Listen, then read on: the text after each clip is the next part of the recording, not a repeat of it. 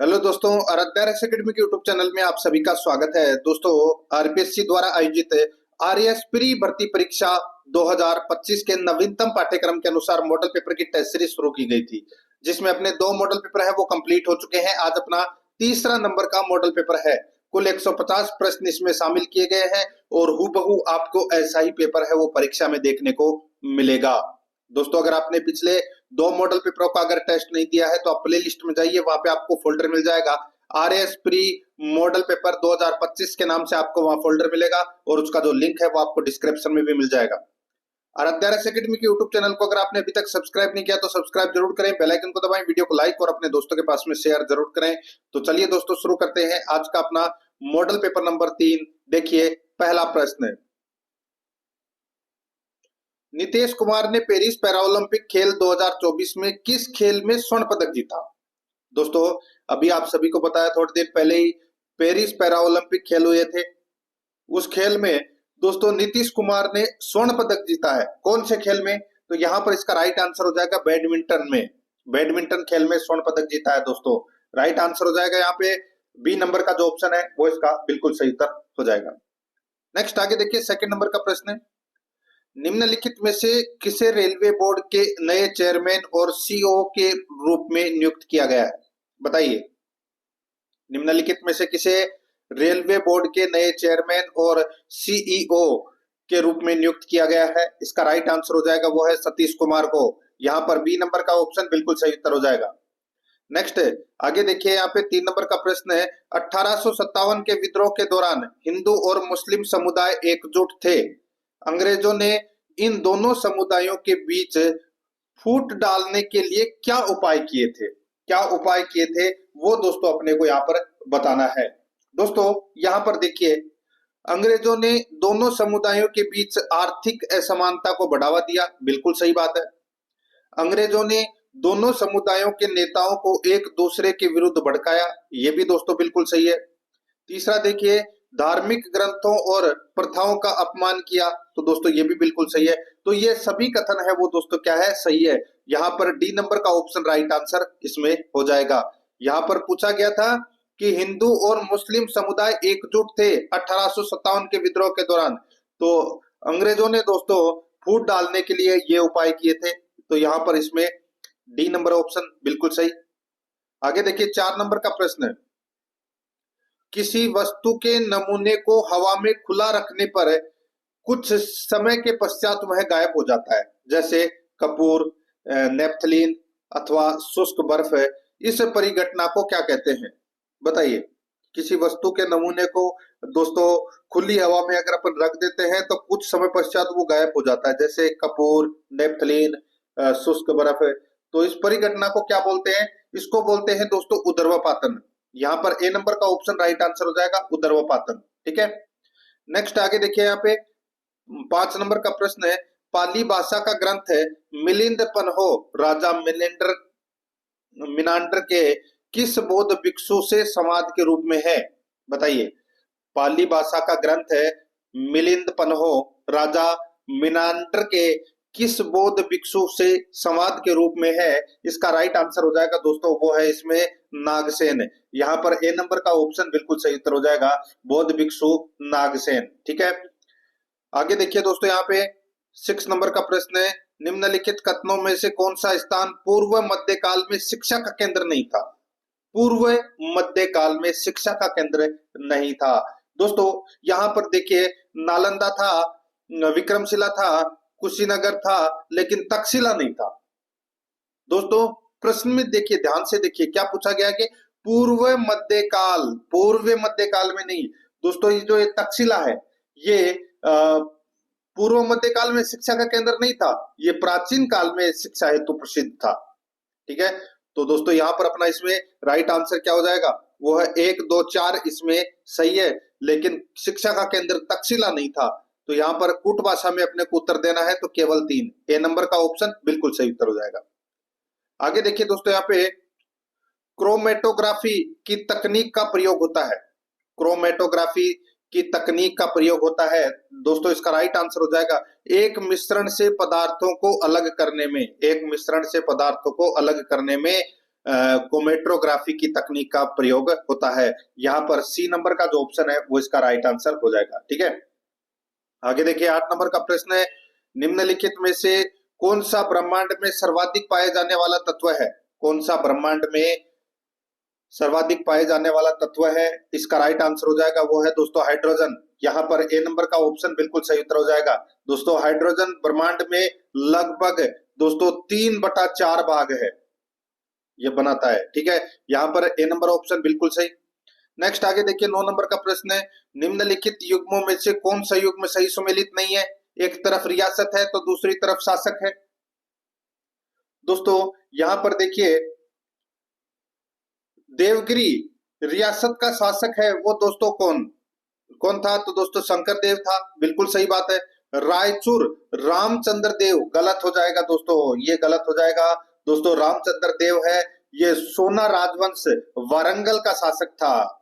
ठीक है, तो ये अपना इसमें गलत हो जाएगा। और देखिए होयसल, होयसल में देखिए दोस्तों वीर बल्लाल, तो दोस्तों ये भी बिल्कुल सही है, होयसल रियासत का शासक वीर बल्लाल था। तो यहाँ पर बी नंबर का जो ऑप्शन है वो इसका बिल्कुल सही उत्तर इसमें हो जाएगा, याद रखना। ठीक है, आगे देखिए दोस्तों यहाँ पे 10 नंबर का प्रश्न है, निम्नलिखित कथनों पर विचार कीजिए और दोस्तों कूट भाषा में दोस्तों अपने को क्या करना है? उत्तर देना है। यहाँ पे पूछा गया है कि उपरोक्त कथनों में से कौन सा कथन सही नहीं है, पूछा है कौन सा कथन सही नहीं है ये पूछा है। तो दोस्तों देख सकते हैं आप यहाँ पे देखिए NaCl की मौजूदगी में प्लास्टर पेरिस प्लास्टर की स्थापन दर में वृद्धि होती है।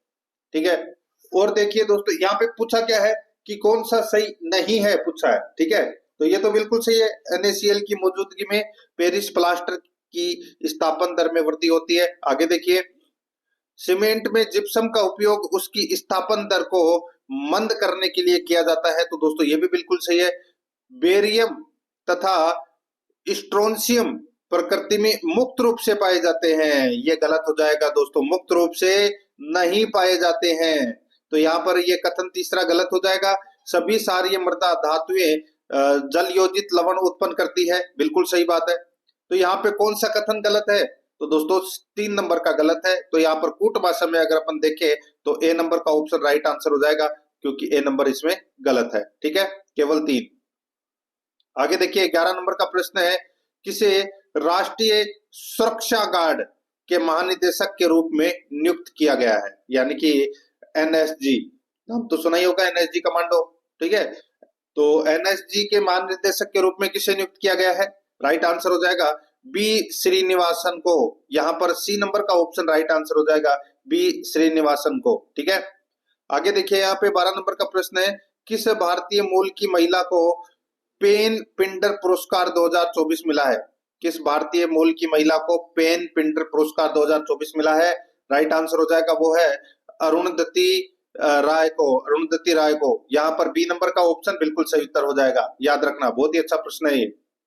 आगे देखिए दोस्तों यहाँ पे 13 नंबर का प्रश्न है, निम्नलिखित कथनों को ध्यान पूर्वक पढ़िए और दोस्तों अपने को उत्तर देना है कि कौन सा कथन है वो इसमें सही है, सही उत्तर का चयन करना है। देखिए कथन 1 देखिए, यूनेस्को ने केरल के कोझिकोड को भारत का पहला सिटी ऑफ लिटरेचर घोषित किया है, तो दोस्तों बिल्कुल सही बात है, यूनेस्को ने केरल के कोझिकोड को भारत का पहला सिटी ऑफ लिटरेचर घोषित किया है। बहुत ही अच्छा प्रश्न है, बिल्कुल सही है।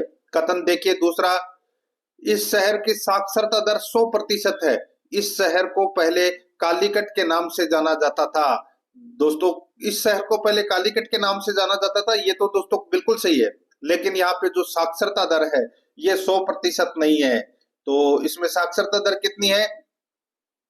तो दोस्तों इसमें जो साक्षरता दर है वो 96.8% है, 96.8% है। इसमें 100% गलत दे रखा है, इसलिए पहला कथन इसमें क्या है? सही है, दूसरा गलत है। यहाँ पर इसमें राइट आंसर क्या हो जाएगा? देखिए अपने को क्या बताना था कि सही उत्तर का चयन करना है, तो एक कथन इसमें सत्य है, तो यहाँ पर डी नंबर का जो ऑप्शन है वो इसका बिल्कुल सही उत्तर हो जाएगा। आगे देखिए 14 नंबर का प्रश्न, निम्नलिखित में से किसे 18वीं लोकसभा का प्रोटेम स्पीकर नियुक्त किया गया है? बताइए 18वीं लोकसभा का प्रोटेम स्पीकर किसे बनाया गया? राइट आंसर हो जाएगा वो है दोस्तों भर्तृहरि महताब को, भर्तृहरि महताब को। यहाँ पर सी नंबर का ऑप्शन राइट आंसर हो जाएगा। याद रखना ये दोस्तों ओडिशा के कटक सीट से लगातार 7 बार के सांसद रहे हैं ये, याद रखना, बहुत ही अच्छा प्रश्न है ये। तो यहाँ पर सी नंबर ऑप्शन बिल्कुल सही। 15 नंबर का प्रश्न है, वर्ष 2024 के पर्यावरण प्रदर्शन सूचकांक में भारत को 180 देशों की सूची में कौन सा स्थान मिला है? वर्ष 2024 के पर्यावरण प्रदर्शन सूचकांक में भारत को 180 देशों की सूची में कौन सा स्थान मिला है? राइट आंसर हो जाएगा दोस्तों 176वां स्थान मिला है। यहाँ पर डी नंबर का ऑप्शन बिल्कुल सही उत्तर हो जाएगा। ठीक है, बहुत ही अच्छा प्रश्न है ये भी। 16 नंबर का प्रश्न है, निम्नलिखित में से कौन भारतीय नौसेना की पहली महिला हेलीकॉप्टर पायलट बनी है? कौन भारतीय नौसेना की पहली महिला हेलीकॉप्टर पायलट बनी है? राइट आंसर हो जाएगा वो है अनामिका बी राजीव, अनामिका बी राजीव। ए नंबर का जो ऑप्शन है वो इसका बिल्कुल सही उत्तर हो जाएगा। 17 नंबर का प्रश्न इसमें देखिए, व्यक्ति दुनिया के सबसे ताकतवर संगठन नाटो के नए महासचिव बने हैं। बताइए नाटो के नए महासचिव कौन बने हैं? राइट आंसर हो जाएगा मार्क रूट, मार्क रूट बने हैं दोस्तों। ठीक है, और ये नीदरलैंड के प्रधानमंत्री है मार्क रूट। इनको नाटो ने दोस्तों महासचिव बनाया है। यहाँ पर ए नंबर का ऑप्शन बिल्कुल सही। 18 नंबर का प्रश्न इसमें देखिए, किस टेनिस खिलाड़ी ने फ्रेंच ओपन 2024 में महिला एकल का खिताब जीता है? फ्रेंच ओपन 2024 में महिला एकल का खिताब किसने जीता है? राइट आंसर हो जाएगा दोस्तों वो है इसमें ईगा स्विएटेक। यहाँ पर बी नंबर का ऑप्शन बिल्कुल सही उत्तर हो जाएगा, ईगा स्विएटेक। ठीक है, आगे देखिए यहाँ पे 19 नंबर का प्रश्न है, कोलिन मुनरो जिन्होंने हाल ही में अंतरराष्ट्रीय क्रिकेट से संन्यास लेने की घोषणा की है, किस देश से संबंधित है? बताइए ये कोलिन मुनरो है, ये क्रिकेट के खिलाड़ी है दोस्तों, और इन्होंने हाल ही में संन्यास लेने की घोषणा की है। तो ये कहाँ के खिलाड़ी हैं? इसका जो राइट आंसर हो जाएगा वो है दोस्तों इसमें ये खिलाड़ी है दोस्तों न्यूजीलैंड के। यहाँ पर बी नंबर का ऑप्शन बिल्कुल सही उत्तर हो जाएगा, न्यूजीलैंड के। आगे देखिए 20 नंबर का प्रश्न, सूची फर्स्ट को सूची सेकंड से सुमेलित करना है। सूची फर्स्ट में सन दे रखी है और सूची सेकंड में युद्धों के नाम दे रखे हैं। देखिए 1192 के अंदर तराइन का द्वितीय युद्ध हुआ था दोस्तों, तराइन का द्वितीय युद्ध 1192 में हुआ था। 1707 ईस्वी के अंदर दोस्तों औरंगजेब की मृत्यु हुई थी। 1707 ईस्वी के अंदर औरंगजेब की मृत्यु हुई थी। 1761 के अंदर दोस्तों पानीपत का तृतीय युद्ध हुआ था, पानीपत का तृतीय युद्ध हुआ था 1761 में। और 1605 में क्या हुआ था दोस्तों? 1605 में दोस्तों अकबर की मृत्यु हुई थी। यहाँ पर अपना इसमें राइट आंसर क्या हो जाएगा? देखिए 2 4 1 3 अपना इसमें सही उत्तर हो जाएगा, 2 4 1 3, यानी कि सी नंबर का ऑप्शन बिल्कुल सही उत्तर हो जाएगा। आगे देखिए 21 नंबर का प्रश्न है, निम्नलिखित पर विचार कीजिए। निम्नलिखित पर दोस्तों विचार करना है और अपने को बताना है कि दोस्तों इसमें कौन सा कथन है वो सही है। ठीक है, देखिए दोस्तों यहाँ पे carbon monoxide, nitrogen oxide, ozone और सल्फर डाइऑक्साइड, ये 4 चीजें दोस्तों आपको यहाँ पर दिखाई दे रही होगी। ठीक है, अब दोस्तों इसके अंदर देखिए क्या पूछा गया है। इसमें पूछा गया है कि वातावरण में उपयुक्त में से किसकी या किन की अधिकता होने से अम्लीय वर्षा होती है? बताइए किसकी अधिकता होने से अम्लीय वर्षा होती है? तो दोस्तों आप यहाँ पर देख सकते हैं इसके अंदर एक तो नाइट्रोजन ऑक्साइड और एक सल्फर डाइऑक्साइड, इन दोनों की अधिकता के कारण दोस्तों अम्लीय वर्षा होती है। यहाँ पर अपना इसमें राइट आंसर क्या हो जाएगा? वो है दोस्तों इसमें देखिए यानी कि NO2 और SO2 की अधिकता से दोस्तों अम्लीय वर्षा होती है। तो यहाँ पर 2 और 4 कथन है वो इसमें क्या है? सही है, 2 और 4 कथन सही है, यानी कि बी नंबर का ऑप्शन बिल्कुल सही।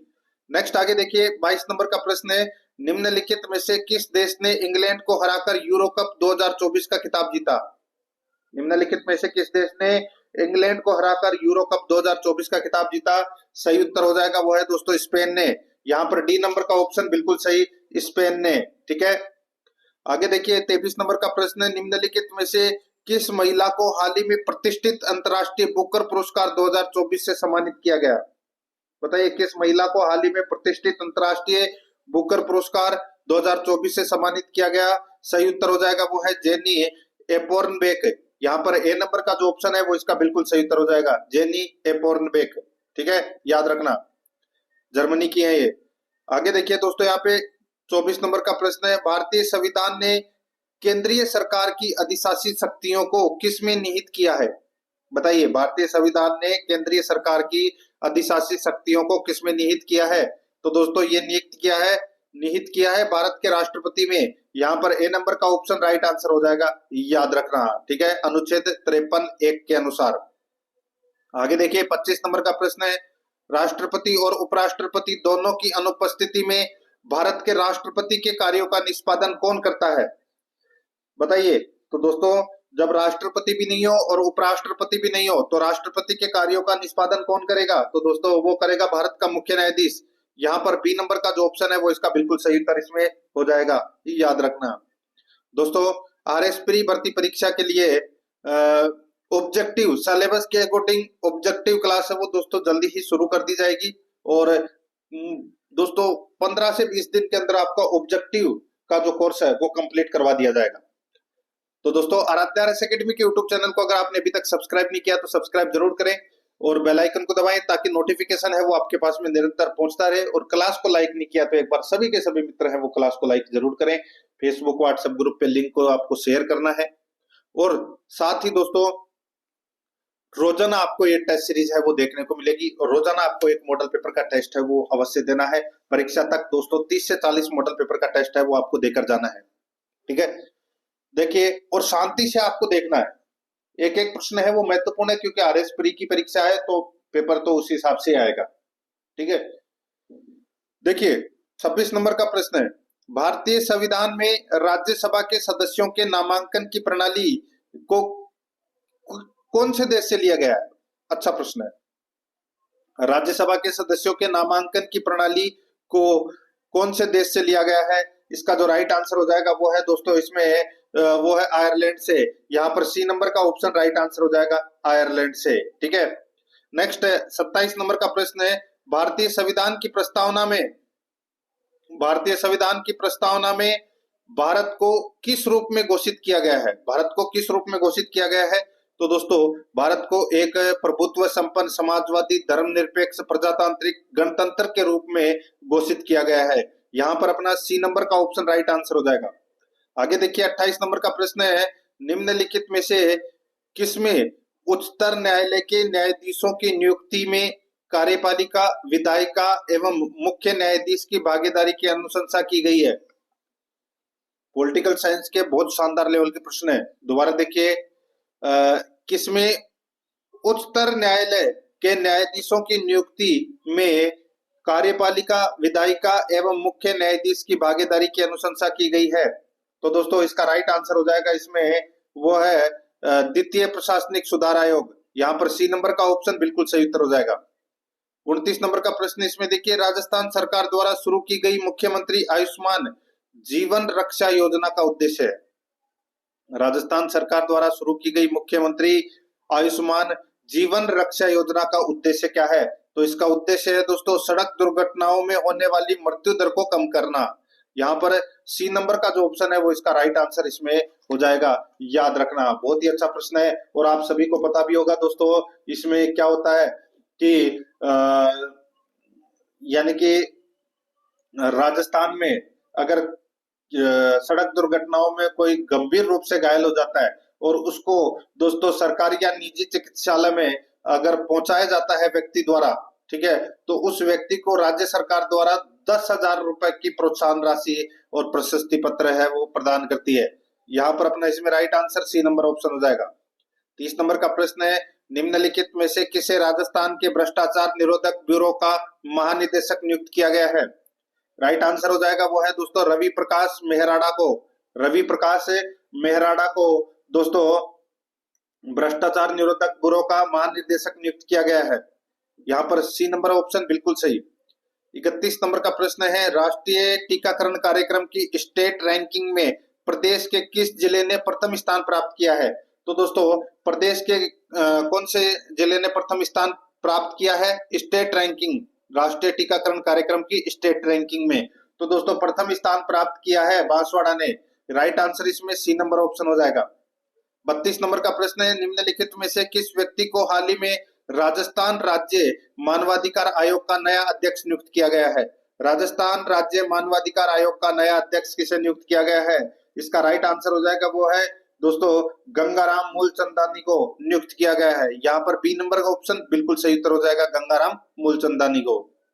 आगे देखिए 33 नंबर का प्रश्न है, राजस्थान बजट 2024-25 के अनुसार निम्नलिखित कथनों पर विचार करें और असत्य कथन या कथनों का अपने को चुनाव करना है। दोस्तों यहां पर आप देख सकते हैं, देखिए राजस्थान में सोलर इंसोलेशन देश में सबसे अधिक है, देश में सबसे अधिक है, ठीक है। और देखिए राजस्थान में बजट में राजस्थान में 5 लाख से अधिक घरों पर सोलर प्लांट्स स्थापित करने का लक्ष्य रखा गया है, ठीक है। दोस्तों बताइए इनमें से असत्य कथन कौन सा है? तो दोस्तों इनमें से कोई भी असत्य कथन नहीं है, ये दोनों के दोनों कथन है वो क्या है? सत्य कथन है। तो यहाँ पर अपना इसमें राइट आंसर क्या हो जाएगा? दोनों के दोनों सत्य है। कूट भाषा में अपना राइट आंसर क्या हो जाएगा? इनमें से कोई भी असत्य कथन नहीं है, डी नंबर ऑप्शन बिल्कुल सही। 34 नंबर का प्रश्न है, इसमें देखिए निम्नलिखित कल्याणकारी योजनाओं को उनके लाभान्वित वर्ग के साथ सुमेलित कीजिए। उनके लाभान्वित वर्ग के साथ में सुमेलित करना है। एक तरफ योजना है, दूसरी तरफ लाभान्वित वर्ग है। आप यहाँ पर देख सकते हैं दोस्तों अनुप्रति योजना। दोस्तों अनुप्रति योजना है ये अल्पसंख्यकों के लिए है, यानी कि अल्पसंख्यक लाभान्वित वर्ग है इसका अनुप्रति योजना का, ठीक है। और आस्था योजना है ये दोस्तों निःशक्त जनों के लिए है, निःशक्त जन वर्ग है वो इसके लाभदायक लाभ प्राप्त करते हैं। अन्नपूर्णा योजना है, अन्नपूर्णा दोस्तों ये योजना है ये वृद्धजन के लिए है, ये अन्नपूर्णा योजना। और मुख्यमंत्री स्वावलंबन योजना है ये श्रमिकों के लिए है। तो यहाँ पर अपना इसमें राइट आंसर क्या हो जाएगा? 4 3 1 2 अपना इसमें राइट आंसर हो जाएगा, यानी कि ए नंबर का ऑप्शन बिल्कुल सही। आगे देखिए भारत में सौर ऊर्जा उत्पादन में वर्तमान में राजस्थान की स्थिति क्या है? बताइए सौर ऊर्जा के अंदर राजस्थान की स्थिति क्या है? तो दोस्तों राजस्थान पहले पायदान पर है, इसका राइट आंसर हो जाएगा ए नंबर ऑप्शन बिल्कुल सही। 36 नंबर का प्रश्न इसमें देखिए, एक वर्ष में किसी देश के सामान्य निवासियों और उनकी संपत्ति द्वारा उत्पादित सभी अन्य वस्तुओं और सेवाओं के मूल्य को, चाहे वे घरेलू राज्य क्षेत्र के अंदर परिचालित हो या बाहर, क्या कहते हैं? बहुत ही अच्छा प्रश्न है, इकोनॉमिक्स का प्रश्न है दोस्तों। एक वर्ष में किसी देश के सामान्य निवासियों और उनकी संपत्ति द्वारा उत्पादित सभी अन्य वस्तुओं और सेवाओं के मूल्य को, चाहे वे घरेलू राज्य क्षेत्र के अंदर परिचालित हो या बाहर, क्या कहते हैं? इसका राइट आंसर हो जाएगा दोस्तों, उसको कहते हैं क्या? उसको सकल राष्ट्रीय आय कहते हैं। यहाँ पर ए नंबर का ऑप्शन बिल्कुल सही उत्तर हो जाएगा, उसको सकल राष्ट्रीय आय कहते हैं। आगे देखिए 37 नंबर का प्रश्न है, भारत में राष्ट्रीय आय समंकों का आकलन किसके द्वारा किया जाता है? ये तो दोस्तों सभी को पता होगा दोस्तों, NSSO। तो यहाँ पर इसका राइट आंसर हो जाएगा राष्ट्रीय सांख्यिकी कार्यालय के द्वारा। यहाँ पर सी नंबर का जो ऑप्शन है वो इसका बिल्कुल सही उत्तर इसमें हो जाएगा, याद रखना, ठीक है। NSO राष्ट्रीय सांख्यिकी कार्यालय, सी नंबर ऑप्शन सही। आगे देखिए राजस्थान सरकार द्वारा प्रशिक्षण में उत्कृष्टता हेतु खेल प्रशिक्षक को कौन सा सम्मान पुरस्कार दिया जाता है? खेल प्रशिक्षक को कौन सा सम्मान या पुरस्कार दिया जाता है? राइट आंसर हो जाएगा दोस्तों वो है गुरु वशिष्ठ अवार्ड, गुरु वशिष्ठ अवार्ड। यहाँ पर अपना इसमें राइट आंसर हो जाएगा बी नंबर ऑप्शन बिल्कुल सही उत्तर हो जाएगा इसमें। नेक्स्ट आगे देखिए 39 नंबर का प्रश्न है, राजस्थान में किस कार्यक्रम को लागू करने वाला राजस्थान में किस कार्यक्रम को लागू करने वाला प्रथम राज्य बन गया है? कौन सा कार्यक्रम राजस्थान लागू करने वाला पहला राज्य बन गया है? राइट आंसर हो जाएगा दोस्तों वो है उच्च शिक्षा में कौशल विकास कार्यक्रम लागू करने वाला पहला राज्य बन गया है राजस्थान। यहाँ पर बी नंबर का ऑप्शन बिल्कुल सही उत्तर हो जाएगा। नेक्स्ट 40 नंबर का प्रश्न है, राजस्थान राज्य की प्रथम महिला पायलट कौन थी? तो दोस्तों राइट आंसर हो जाएगा वो है नम्रता भट्ट। ठीक है, नम्रता भट्ट राइट आंसर हो जाएगा। डी नंबर का ऑप्शन बिल्कुल सही। नेक्स्ट आगे देखिए, राजस्थान राज्य विधानसभा में कुल कितनी सीटें अनारक्षित है? राजस्थान राज्य विधानसभा में कुल कितनी अनारक्षित सीटें हैं? इसका राइट आंसर हो जाएगा वो है दोस्तों 141 सीटें। यहाँ पर बी नंबर का ऑप्शन बिल्कुल सही उत्तर हो जाएगा, याद रखना है दोस्तों। देखिए जिनमें से देखिए कुल 200 सीट है। कितनी सीट है राजस्थान विधानसभा में? 200 सीट है। 200 में से दोस्तों 25 सीटें तो है किसके लिए? तो ये अनुसूचित जनजाति के लिए, और 34 सीटें हैं वो है दोस्तों अनुसूचित जाति के लिए, और शेष 141 सीटें हैं वो अनारक्षित सीटें हैं। यहाँ पर अपना इसमें बी नंबर ऑप्शन सही। आगे देखिए दोस्तों, आर एन मल्होत्रा कमेटी संबंधित है।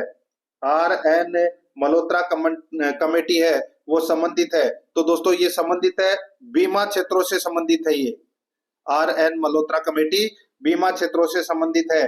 तो यहाँ पर अपना इसमें राइट आंसर हो जाएगा कोट भाषा में अगर अपन देखें तो केवल 3।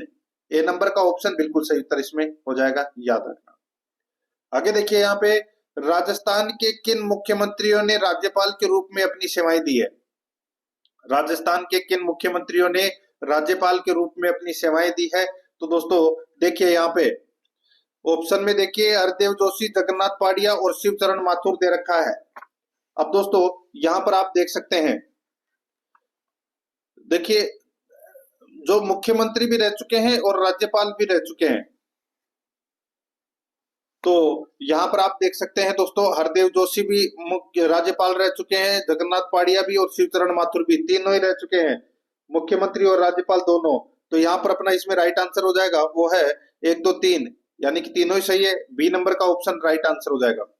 आगे देखिए, राज्य सूचना आयोग को मामलों की जांच करते समय निम्नलिखित में से कौन सी शक्ति प्राप्त है? अच्छा प्रश्न है, बताइए। राज्य सूचना आयोग को मामलों की जांच करते समय निम्नलिखित में से कौन सी शक्ति प्राप्त है? तो दोस्तों इसमें देखिए शक्ति कौन सी प्राप्त है वो बताना है। यहाँ पर आप देख सकते हैं दोस्तों, किसी व्यक्ति को समन करना व उन्हें उपस्थित कराना, बिल्कुल सही है। शपथ पत्र पर साक्ष्य का अभिग्रहण करना, बिल्कुल सही है। दस्तावेजों के प्रकटीकरण और निरीक्षण करना, बिल्कुल सही है। तो यहाँ पर इसका राइट आंसर हो जाएगा उपरोक्त सभी, डी नंबर ऑप्शन बिल्कुल सही। 45 नंबर का प्रश्न है, राज्य मानवाधिकार आयोग किन मामलों में मानव अधिकारों के उल्लंघन की जांच कर सकता है? राज्य मानवाधिकार आयोग किन मामलों में मानव अधिकारों के उल्लंघन की जांच कर सकता है? इसका राइट आंसर हो जाएगा वो है दोस्तों इसमें समवर्ती सूची के मामले में, राज्य सूची के मामले में। तो यहाँ पर इसमें राइट आंसर हो जाएगा डी नंबर ऑप्शन बिल्कुल सही, बी और सी दोनों। आगे देखिए, दिए गए राजस्थान के जिलों में से कौन सा जिला मध्य प्रदेश की सीमा पर स्थित नहीं है? मध्य प्रदेश की सीमा पर कौन सा जिला स्थित नहीं है? यहाँ पर आप देख सकते हैं मध्य प्रदेश की सीमा से लगने वाले राजस्थान के 10 जिले हैं। धौलपुर, करौली, सवाई माधोपुर, कोटा, बारां, झालावाड़, भीलवाड़ा, चित्तौड़गढ़, प्रतापगढ़, भाव और बांसवाड़ा। यहाँ पर आप देख सकते हैं कोटा है, बारां है, भीलवाड़ा है, लेकिन बूंदी नहीं है। तो यहाँ पर अपना इसमें राइट आंसर हो जाएगा बी नंबर का ऑप्शन बिल्कुल सही। 47 नंबर का प्रश्न इसमें देखिए, माही नदी राजस्थान में दिए गए जिलों में से किन जिलों में प्रवाहित होती है? दोस्तों माही नदी है ये कौन से जिलों में प्रवाहित होती है? यहाँ पर आप देख सकते हैं दोस्तों, माही नदी है ये दोस्तों बांसवाड़ा, प्रतापगढ़ और डूंगरपुर। ठीक है दोस्तों, बांसवाड़ा, प्रतापगढ़ और डूंगरपुर जिलों में ये प्रवाहित होती है माही नदी। तो यहाँ पर अपने सीकर में नहीं होती। सीकर में कहां से हुई? सीकर में तो अपनी एक ही नदी है वो है कांतली। तो यहाँ पर अपना इसमें राइट आंसर क्या हो जाएगा? 1 2 3। कौन सा ऑप्शन है? ए नंबर का जो ऑप्शन है वो इसका बिल्कुल सही उत्तर हो जाएगा। आगे देखिए, राजस्थान में मेवाती नस्ल की गायें निम्न में से किन जिलों में पाई जाती है? मेवाती दोस्तों पता चल गया होगा, मेवात क्षेत्र कौन सा है? अलवर, भरतपुर का। तो यहाँ पर अपना इसमें ए नंबर का ऑप्शन बिल्कुल सही उत्तर हो जाएगा। आगे देखिए मित्रों, 49 नंबर प्रश्न है, राजस्थान के किन क्षेत्रों या भागों में लेटोजेनिक मृदा पाई जाती है? लेटोजेनिक मृदा बताइए दोस्तों इसका राइट आंसर हो जाएगा वो है इसमें ये दक्षिणी पहाड़ी भागों में पाई जाती है दोस्तों। दक्षिणी पहाड़ी भागों में लेटोजेनिक मृदा है वो पाई जाती है। तो यहाँ पर अपना इसमें राइट आंसर हो जाएगा ए नंबर का ऑप्शन बिल्कुल सही। 50 नंबर का प्रश्न है, निम्नलिखित में से कौन सी ताम्र पाषाणिक संस्कृति का राजस्थान से संबंध नहीं है?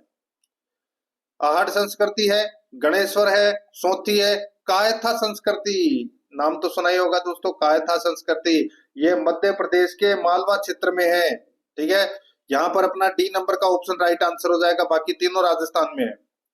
आगे देखिए दोस्तों, यहाँ पे 51 नंबर का प्रश्न है, भीलों की भाषा में देपाड़ा किसे कहते हैं? देपाड़ा दोस्तों ये भीलों द्वारा पहनी जाने वाली तंग धोती है, उसको बोलते हैं देपाड़ा। राइट आंसर हो जाएगा यहाँ पे बी नंबर ऑप्शन बिल्कुल सही। 52 नंबर प्रश्न है, रुकनुद्दीन राजस्थानी चित्रकला की किस शैली से संबंध था? रुकनुद्दीन का बताइए, रुकनुद्दीन का राजस्थानी चित्रकला की किस शैली से संबंध था? राइट आंसर हो जाएगा वो है बीकानेर शैली से। यहाँ पर ए नंबर का ऑप्शन बिल्कुल सही उत्तर हो जाएगा दोस्तों, बीकानेर शैली। ठीक है, याद रखना, अच्छा प्रश्न है। आगे देखिए, प्रसिद्ध मीनाकारी थेवा कला का संबंध है, तो ये तो सभी को पता होगा दोस्तों, बच्चे बच्चे को पता होगा। थेवा कला प्रतापगढ़ से संबंधित रखता है। राइट आंसर हो जाएगा यहाँ पे डी नंबर का ऑप्शन इसमें राइट आंसर हो जाएगा। ठीक है दोस्तों, 23 कैरेट सोने के गहने बनाने की कला है ये थेवा कला। ठीक है, आमतौर पर 22 कैरेट में बनाया जाता है गहना। इसमें थेवा कला के अंदर 23 कैरेट सोना का इस्तेमाल किया जाता है। तो यहाँ पर अपना इसमें राइट आंसर क्या हो जाएगा? डी नंबर ऑप्शन बिल्कुल सही। 54 नंबर प्रश्न है, राजस्थान एवं किस राज्य की सीमा पर भवानी मंडी रेलवे स्टेशन स्थित है? बताइए, भवानी मंडी रेलवे स्टेशन ये राजस्थान और कौन से राज्य की सीमा पर यह स्थित है भवानी मंडी रेलवे स्टेशन? तो दोस्तों इसका राइट आंसर हो जाएगा ये मध्य प्रदेश, राजस्थान और मध्य प्रदेश की सीमा पर है ये। यहाँ पर सी नंबर का ऑप्शन राइट आंसर हो जाएगा। आगे देखिए दोस्तों, यहाँ पे 55 नंबर का प्रश्न है। देखिए, इस स्टेशन की मैं आपको एक विशेष बात बता देता हूँ, भवानी मंडी रेलवे स्टेशन की। दोस्तों इस स्टेशन की सबसे विशेष बात यह है कि यहाँ के लोग टिकट लेने के लिए राजस्थान में खड़े होते हैं और टिकट देने वाला जो क्लर्क है वो मध्य प्रदेश में बैठता है। ठीक है, यानी कि ये सीमा पर स्थित है। तो इसमें राइट आंसर मध्य प्रदेश हो जाएगा। आगे देखिए, जो 55 नंबर का प्रश्न है, निम्नलिखित में से कौन सा कथन राजस्थान की जलवायविक दशाओं के संबंध में सही है? जलवायविक दशाओं के संबंध में कौन सा सही है वो अपने को यहाँ पर बताना है। देखिए, राजस्थान के मरुस्थलीय क्षेत्र में प्रतिवर्ष मानसून काल में औसत वर्षा 20 से 50 सेंटीमीटर होती है, बिल्कुल सही बात है। आगे देखिए, राजस्थान में या राज्य में तापक्रम आर्द्रता की अवस्थाएं तथा तापांतर में विषमता पाई जाती है, बिल्कुल सही है। तापमान आर्द्रता की अवस्थाएं और तापांतर में विषमता पाई जाती है राजस्थान में, पश्चिम में ज्यादा है तो पूर्व और दक्षिण में कम है। ठीक है, तो बिल्कुल सही है, पहला और दूसरा कथन सही है। तीसरा देखिए, राजस्थान की जलवायु पर समुद्र का समकारी प्रभाव परिलक्षित होता है, ये कथन दोस्तों इसमें क्या है? गलत है। दोस्तों राजस्थान समुद्र से दूर होने के कारण इसके जलवायु पर समुद्र का समकारी प्रभाव नहीं पड़ता है, तो यहाँ पर ये कथन गलत दे रखा है। एक और दो कथन इसमें क्या है? सही है। कूट भाषा में अगर अपन देखें तो सी नंबर का ऑप्शन बिल्कुल सही उत्तर हो जाएगा। 56 नंबर प्रश्न है, निम्न में से कौन सा या कौन से राष्ट्रीय उद्यान या अभ्यारण्य को विश्व प्राकृतिक धरोहर के नाम से जाना जाता है? विश्व प्राकृतिक धरोहर के नाम से जाना जाता है, तो दोस्तों इसका जो राइट आंसर हो जाएगा बताइए कौन सा? तो इसका सही उत्तर हो जाएगा वो है दोस्तों, इसमें देखिए केवलादेव राष्ट्रीय उद्यान घाना भरतपुर। यहाँ पर बी नंबर का ऑप्शन राइट आंसर हो जाएगा। ठीक है, बी नंबर ऑप्शन बिल्कुल सही। आगे देखिए, 57 नंबर प्रश्न है, सर्वाधिक जनघनत्व वाला राजस्थान का प्राकृतिक भूभाग निम्न में से कौन सा है? सर्वाधिक दोस्तों जनघनत्व वाला राजस्थान का प्राकृतिक भूभाग कौन सा है? राइट आंसर हो जाएगा इसमें पूर्वी मैदानी भूभाग। यहाँ पर सी नंबर का ऑप्शन है वो इसका राइट आंसर हो जाएगा, इसमें याद रखना, अच्छा प्रश्न है ये। ठीक है, 58 नंबर का प्रश्न है, इसमें देखिए निम्नलिखित को सम्मिलित कीजिए। एक तरफ खनिज है, दूसरी तरफ उत्पादन क्षेत्र है। यहाँ पर आप देख सकते हैं दोस्तों, देखिए बेंटोनाइट खनिज का उत्पादन क्षेत्र कौन सा है, तो वो है दोस्तों बीकानेर। कैल्साइट का है दोस्तों सीकर, यूरेनियम का भीलवाड़ा और डोलोमाइट का जयपुर। ये चारों के चारों दोस्तों पहले से ही सही सम्मिलित दे रखा है।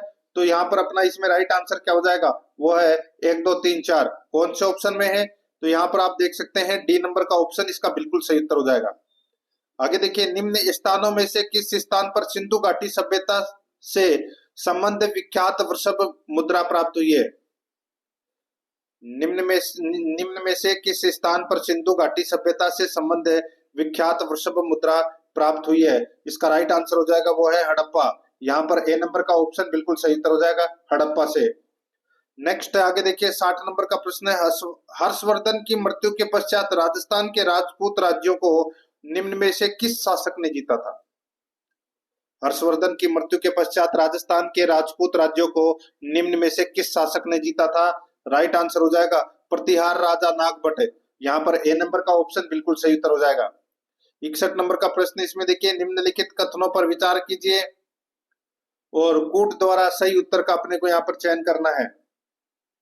देखिए दोस्तों, यहाँ पे विराटनगर अभिलेख से अशोक द्वारा बुद्ध धम्म संघ में आस्था का वर्णन मिलता है, बिल्कुल सही बात है। गंगधर अभिलेख से सामंती व्यवस्था का वर्णन मिला है, ये भी बिल्कुल सही है। दोनों कथन दोस्तों इसमें क्या है, सत्य है। यहाँ पर इसका राइट आंसर क्या हो जाएगा, 1 और 2 दोनों सही है। तो यहाँ पर सी नंबर का ऑप्शन बिल्कुल सही उत्तर हो जाएगा, 1 और 2 दोनों सही है। आगे देखिए, अणुओं की गतिज ऊर्जा को बढ़ता हुआ क्रम है। अणुओं की गतिज ऊर्जा का बढ़ता हुआ क्रम है, तो वो कौन सा है, तो वो है दोस्तों बढ़ता हुआ क्रम। दोस्तों देखिए ठोस द्रव गैस, ठोस द्रव गैस। यहाँ पर ए नंबर का जो ऑप्शन है वो इसका बिल्कुल सही उत्तर इसमें हो जाएगा। आगे देखिए, फोटोग्राफी की फिल्म बनाने के लिए सिल्वर के कौन से लवण का प्रयोग किया जाता है। फोटोग्राफी की फिल्म बनाने के लिए सिल्वर के कौन से लवण का प्रयोग किया जाता है। इसका राइट आंसर हो जाएगा वो है सिल्वर ब्रोमाइड का, सिल्वर ब्रोमाइड का। यहाँ पर ए नंबर का जो ऑप्शन है वो इसका बिल्कुल सही उत्तर इसमें हो जाएगा। ठीक है, नेक्स्ट आगे देखिए दोस्तों, यहाँ पे ट्रेटा एथिल लैंड निम्नलिखित में से क्या है। ट्रेटा एथिल लैंड निम्नलिखित में से क्या है, तो ये क्या है, ये दोस्तों अप स्फोटरोधी यौगिक है, अप स्फोटरोधी यौगिक है। यहाँ पर सी नंबर का जो ऑप्शन है वो इसका बिल्कुल सही उत्तर इसमें हो जाएगा। आगे देखिए, धातुओं के ऑक्साइड सामान्यतया होते हैं, धातुओं के ऑक्साइड सामान्यतः होते हैं। इसका राइट आंसर हो जाएगा वो है इसमें सारिये। यहाँ पर बी नंबर का ऑप्शन बिल्कुल सही उत्तर हो जाएगा, सारिये। ठीक है, आगे देखिए 66 नंबर का प्रश्न है, निम्न में से कौन से बहुलक का उपयोग कंगियों के निर्माण में, विद्युत स्विचों, बल्बों के हत्थे व कंप्यूटर युक्तियां बनाने में किया जाता है। बताइए दोस्तों, कौन से बहुलक का उपयोग कंगियों के निर्माण में, विद्युत स्विचों, बर्तनों के हत्थे, कंप्यूटर युक्तियां बनाने में किया जाता है। इसका राइट आंसर हो जाएगा वो है दोस्तों बेकेलाइट। बेकेलाइट ए नंबर का ऑप्शन बिल्कुल सही उत्तर हो जाएगा, बेकेलाइट का उपयोग किया जाता है दोस्तों। ठीक है, ए नंबर ऑप्शन सही उत्तर। आगे देखिए, सर्वाधिक पुराना संश्लेषित बहुलक है तो वो कौन सा है, तो दोस्तों वो है इसमें देखिए, एक तो बेकेलाइट भी है और नोवोलेक भी है। ये दोनों दोस्तों सर्वाधिक पुराने संश्लेषित बहुलक हैं। राइट आंसर हो जाएगा यहाँ पे सी नंबर ऑप्शन बिल्कुल सही, विकल्प ए और बी दोनों सही है। आगे देखिए, यदि नोर एड्रेनलिन का स्तर रुधिर में कम हो जाए तो व्यक्ति पीड़ित होता है। यदि नोर एड्रेनलिन का स्तर रुधिर में कम हो जाए तो व्यक्ति पीड़ित होता है, तो व्यक्ति पीड़ित होता है दोस्तों मानसिक विकृति से। यहाँ पर सी नंबर का ऑप्शन बिल्कुल सही उत्तर हो जाएगा। 69 नंबर का प्रश्न है, निम्नलिखित युग्मों में से कौन सा युग्म सही सुमेलित नहीं है। निम्नलिखित युग्मों में से कौन सा युग्म सही सुमेलित नहीं है, तो दोस्तों यहाँ पर देखिए, डेसिबल का उपयोग ध्वनि की प्रबलता की इकाई मापने के लिए किया जाता है, बिल्कुल सही है। अश्व शक्ति का शक्ति की इकाई मापने के लिए किया जाता है, बिल्कुल सही है। यहाँ पर आप देख सकते हैं दोस्तों, पास्कल का उपयोग दबाव की इकाई के लिए किया जाता है, बिल्कुल सही है। सेल्सियस उष्मा की इकाई, ये गलत हो जाएगा दोस्तों,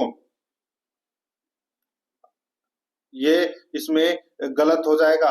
मैं आपको बताऊं दोस्तों, सेल्सियस ताप का मात्रक है और उष्मा का मात्रक कैलोरी होता है। तो यहाँ पर अपना इसमें सी नंबर का ऑप्शन राइट आंसर हो जाएगा, ये कथन इसमें गलत दे रखा है।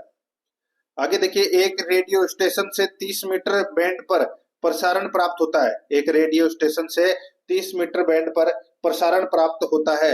इस स्टेशन द्वारा प्रेषित वाहक तरंगों की आवृत्ति है। इस स्टेशन द्वारा प्रेषित वाहक तरंगों की आवृत्ति है। तो यहाँ पर इसका राइट आंसर हो जाएगा, वो है दोस्तों इसमें 10 मेगाहर्ट्ज। यहाँ पर सी नंबर का ऑप्शन बिल्कुल सही उत्तर हो जाएगा, 10 मेगाहर्ट्ज।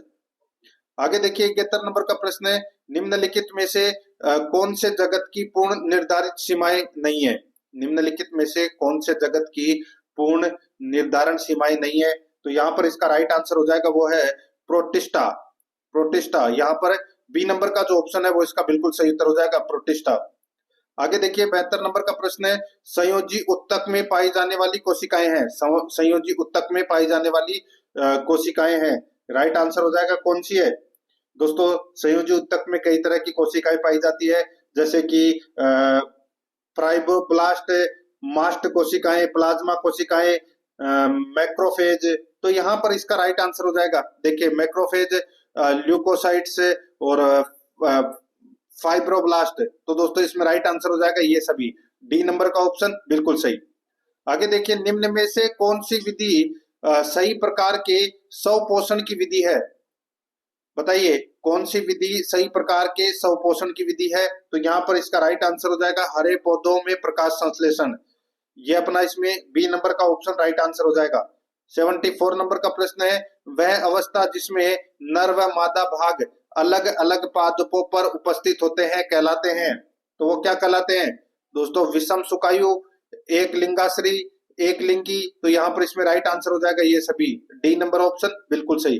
75 नंबर प्रश्न इसमें देखिए, यकृत सबसे बड़ी ग्रंथि है और विभिन्न कार्यों में उसका योगदान होता है। निम्न में से एक गलत विकल्प है, उसका चयन कीजिए। यकृत सबसे बड़ी ग्रंथि है और विभिन्न कार्यों में उसका योगदान होता है, निम्न में से एक गलत विकल्प है, उसका चयन कीजिए। दोस्तों इसका राइट आंसर हो जाएगा वो गलत विकल्प, देखिए यहाँ पे कार्बोहाइड्रेट उपापचय, वसा का पाचन और पित्त की पाचन, ये तीनों सही है दोस्तों, ठीक है। यहाँ पे गलत विकल्प कौन सा है, तो वो है गेस्ट्रिन नामक हार्मोन का स्राव। तो यहाँ पर अपना इसमें राइट आंसर क्या हो जाएगा, डी नंबर ऑप्शन बिल्कुल सही, ठीक है। आगे देखिए दोस्तों, यहाँ पे 76 नंबर का प्रश्न है, हृदय चक्र किससे शुद्ध होता है। हृदय चक्र किससे शुद्ध होता है, इसका राइट आंसर हो जाएगा अलिंद प्रकुचन से। यहाँ पर सी नंबर का ऑप्शन राइट आंसर हो जाएगा। आगे देखिए, मेडुला ओब्लांगेटा में उपस्थित केंद्रों से नियंत्रित होता है, केंद्रों से नियंत्रित होता है। तो दोस्तों श्वसन नियंत्रित होता है, हृदय परिसंचरण प्रतिक्षेप नियंत्रित होता है, जठर श्रावण होता है। राइट आंसर हो जाएगा यहाँ पे उपरोक्त सभी, यानी कि डी नंबर ऑप्शन बिल्कुल सही। 78 नंबर प्रश्न इसमें देखिए, सूची फर्स्ट को सूची सेकंड से सुमेलित करना है। देखिए दोस्तों, यहाँ पे सूची फर्स्ट में पादप है और सूची सेकंड में जैव उर्वरक है। यहाँ पर आप देख सकते हैं दोस्तों, सोयाबीन, सोयाबीन में दोस्तों जैव उर्वरक कौन सा है, तो दोस्तों इसमें राइजोबियम जीवाणु, राइबोजियम जीवाणु। तो यानी कि इसमें पहले का क्या हो जाएगा, 2 हो जाएगा, ठीक है। और एजोला में दोस्तों एनाबिना जैव उर्वरक है। और चीड़ के अंदर दोस्तों माइकोराइजा है और मक्का के अंदर है एजोस्पाइलिरियम। तो यहाँ पर अपना इसमें राइट आंसर क्या हो जाएगा, 2 1 4 3, 2 1 4 3 अपना इसमें राइट आंसर हो जाएगा। यहाँ पर बी नंबर का ऑप्शन बिल्कुल सही। आगे देखिए, इन्फ्लुएंजा एक विषाणु है, इन्फ्लुएंजा एक विषाणु है। तो दोस्तों इसका राइट आंसर हो जाएगा, वो है इसमें ऑर्थोमिक्सो विषाणु, ऑर्थोमिक्सो विषाणु। यहाँ पर ए नंबर का ऑप्शन बिल्कुल सही उत्तर हो जाएगा। 80 नंबर प्रश्न है, निम्नलिखित में से कौन सा युग्म सही सुमेलित नहीं है। कौन सा युग्म सही सुमेलित नहीं है, वो दोस्तों अपने को यहाँ पर बताना है। देख सकते हैं आप यहाँ पे, मेसान की खोज हिडेकी युकावा ने की, बिल्कुल सही बात है। प्रोजिट्रॉन पोजिट्रॉन की खोज है वो सी डी एंडरसन एवं यू एफ हेस ने की। तो दोस्तों ये भी बिल्कुल सही है। परायूरेनियम तत्वों का संश्लेषण एनरिको फर्मी, ये गलत हो जाएगा। प्रोटॉन की खोज रदरफोर्ड ने की, बिल्कुल सही है। तो यहाँ पर सी नंबर का ऑप्शन बिल्कुल सही उत्तर इसमें हो जाएगा। दोस्तों ये परायूरेनियम तत्वों की खोज है वो किसने की थी? तो ये जीटी सीबोर्ग ने की थी, जीटी सीबोर्ग ने, ठीक है। तो ये इसमें एनरिको फर्मी गलत दे रखा है। आगे देखिए 81 नंबर प्रश्न है, जयपुर प्रजामंडल की भारत छोड़ो आंदोलन में निष्क्रिय भूमिका होने पर बाबा हरिश्चंद्र, रामकरण जोशी, दौलतमल भंडारी आदि कार्यकर्ताओं ने किस संगठन की स्थापना की थी? तो दोस्तों भारत छोड़ो आंदोलन में जयपुर प्रजामंडल ने भाग नहीं लिया था, तो भाग किसने लिया था? आजाद मोर्चे ने भाग लिया था, और इन्होंने ही आजाद मोर्चे की स्थापना की थी। राइट आंसर हो जाएगा यहाँ पे ए नंबर ऑप्शन सही। आगे देखिए राजस्थान के लोक संत जाम्बोजी ने राजस्थान के समाज में व्याप्त बुराइयों को दूर कर उनमें सुधार करने का प्रयास किया। निम्नलिखित कथनों में से कौन सा कथन उससे संबंधित नहीं है? कौन सा कथन उनसे संबंधित नहीं है, वो अपने को यहाँ पर बताना है। देखिए यहाँ पे बात हो रही है संत जाम्बोजी की। तो दोस्तों देखिए हिंदू तथा मुस्लिम धर्मों में व्याप्त बाह्य आडंबरों का विरोध किया, जाम्बोजी ने, बिल्कुल सही है। वृक्षों के काटने तथा पशुवध पर रोक लगाई, बिल्कुल सही है। समाज सुधारक की दृष्टि से विधवा विवाह की अनिवार्यता बताई गई, बिल्कुल सही बात है। गुरु भक्ति और सत्संग को मोक्ष का साधन माना, ये गलत हो जाएगा दोस्तों इसमें, ठीक है। दोस्तों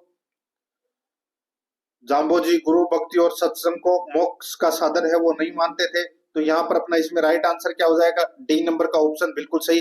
जाम्बोजी से संबंधित डी नंबर का ऑप्शन राइट आंसर हो जाएगा, क्योंकि कथन गलत दे रखा है।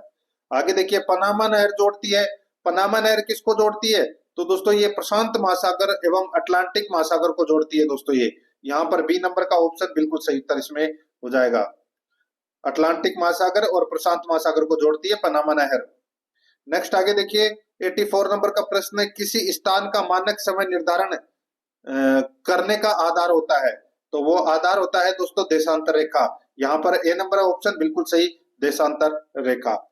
85 नंबर प्रश्न है, निम्नलिखित में से बोडो जनजाति के लोग निवासी हैं, बोडो जनजाति के लोग निवासी हैं। तो ये निवासी हैं दोस्तों गारो पहाड़ियों के। यहाँ पर ए नंबर का ऑप्शन बिल्कुल सही उत्तर हो जाएगा, गारो पहाड़ियों के।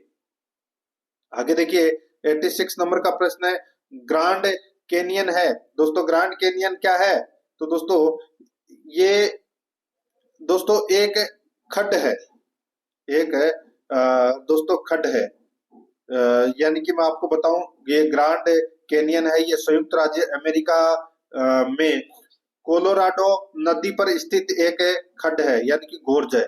राइट आंसर हो जाएगा यहाँ पे ए नंबर का ऑप्शन बिल्कुल सही उत्तर इसमें हो जाएगा। आगे देखिए दोस्तों यहाँ पे 87 नंबर का प्रश्न है, निम्न में से कौन सा युग में सुमेलित नहीं है? कौन सा युग में सुमेलित नहीं है वो अपने को बताना है। एक तरफ समाचार पत्र है, दूसरी तरफ प्रकाशन वर्ष दे रखा है। देखिए यहाँ पे आज्ञावाण समाचार पत्र का प्रकाशन है वो अगस्त 1937 में हुआ, बिल्कुल सही है। प्रजा सेवक समाचार पत्र का प्रकाशन 1940 में हुआ, बिल्कुल सही है। अखंड भारत समाचार पत्र का प्रकाशन नवंबर 1935 में है, बिल्कुल सही है। तरुण राजस्थान समाचार पत्र का प्रकाशन 1921 है, वो इसमें गलत दे रखा है दोस्तों। तरुण राजस्थान समाचार पत्र का प्रकाशन है ये कब हुआ था? तो दोस्तों ये 1923 में हुआ था, ठीक है। ये 1921 है, वो इसमें गलत दे रखा है। तो यहाँ पर डी नंबर ऑप्शन बिल्कुल सही। 88 नंबर का प्रश्न है, भारत में हीरे की खाने किस राज्य में स्थित है? दोस्तों हीरे की खानी है वो कहां पर है? तो ये मध्य प्रदेश में है। ए नंबर का ऑप्शन राइट आंसर हो जाएगा। पन्ना नाम सुना ही होगा दोस्तों, मध्य प्रदेश। आगे देखिए राजस्थान का वह समुदाय जो आदिकाल से पारिस्थितिक तंत्र की रक्षा धार्मिक भावना से करता आ रहा है, तो वो है दोस्तों बिश्नोई समाज। यहाँ पर अपना इसमें right answer C number option हो जाएगा। नाम तो सुना ही होगा, लॉरेंस बिश्नोई। आगे देखिए कराकोरम राजमार्ग निम्नलिखित में से किन दो देशों को आपस में जोड़ता है? कराकोरम राजमार्ग है ये दोस्तों चीन और पाकिस्तान को जोड़ता है, ये चीन और पाकिस्तान को जोड़ता है। राइट आंसर इसमें बी नंबर का ऑप्शन बिल्कुल सही उत्तर हो जाएगा, याद रखना। ठीक है, आगे देखिए यहाँ पे राजस्थान में सांबर झील से नमक के उत्पादन का काम निम्न में से किसके द्वारा संपन्न होता है? तो दोस्तों सांबर साल्ट लिमिटेड के द्वारा होता है, ये तो सभी को पता होगा। ए नंबर ऑप्शन बिल्कुल सही। 92 नंबर का प्रश्न है, जारवा जनजाति का निवास स्थल कहाँ है? जारवा जनजाति का निवास स्थल अंडमान व निकोबार द्वीप में है। यहाँ पर ए नंबर ऑप्शन बिल्कुल सही।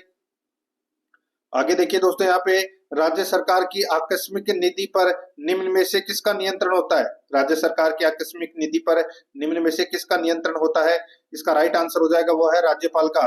यहाँ पर बी नंबर का ऑप्शन बिल्कुल सही उत्तर हो जाएगा, राज्यपाल का। आगे देखिए, मुख्यमंत्री के संबंध में निम्नलिखित कथनों में से कौन सा या कौन से एक कथन है वो असत्य है? कौन सा एक कथन असत्य है वो अपने को यहाँ पर बताना है। देखिए, मुख्यमंत्री के संबंध में बताना है कि कौन सा कथन असत्य है। वह राज्यपाल को किसी भी समय विधानसभा को भंग करने की सिफारिश कर सकता है, बिल्कुल सही बात है। हरदेव जोशी राजस्थान के 3 बार मुख्यमंत्री रहे हैं, बिल्कुल सही है। भैरव सिंह शेखावत भी राज्य के 3 बार मुख्यमंत्री रहे हैं, तो दोस्तों ये भी बिल्कुल सही है। चौथा देखिए, अशोक गहलोत राज्य के 4 बार मुख्यमंत्री बने हैं, ये गलत हो जाएगा। ये कथन है वो गलत हो जाएगा दोस्तों। 4 बार नहीं, 3 बार मुख्यमंत्री बने हैं अशोक गहलोत। एक तो 2008 से 2013 तक, फिर 2018 से दोस्तों 2023 तक, और इससे पहले दोस्तों 1998 में बने थे। ठीक है, 3 बार मुख्यमंत्री बन चुके हैं, चौथा बार नहीं बने। यहाँ पर डी नंबर का ऑप्शन बिल्कुल सही। 95 नंबर का प्रश्न है, राजस्थान के निम्न लोकायुक्त का उनके कार्यकाल के अनुसार सही व्यवस्थित क्रम है, वो अपने को यहाँ पर बताना है। सही व्यवस्थित क्रम है वो कौन सा है? तो यहाँ पर देखिए, सही व्यवस्थित क्रम हो जाएगा दोस्तों इसमें एम.बी. शर्मा, मिलाप चंद्र जैन, जी.एल. गुप्ता और एस.एस. कोठारी, ये क्रम है, ये लोकायुक्त का बिल्कुल सही क्रम है। यहाँ पर बी नंबर का ऑप्शन बिल्कुल सही उत्तर हो जाएगा। ठीक है, आगे देखिए दोस्तों, यहाँ पे 96 नंबर का प्रश्न है, सास बहू का मंदिर स्थित है। बताइए, सास बहू का मंदिर कहाँ पर स्थित है? तो ये नागदा में स्थित है। ठीक है, कहाँ पर है? नागदा में। तो इसमें राइट आंसर हो जाएगा बी नंबर ऑप्शन सही, नागदा में। आगे देखिए, लानोज एवं कंपोज घास किस बायोम के अंतर्गत आती है?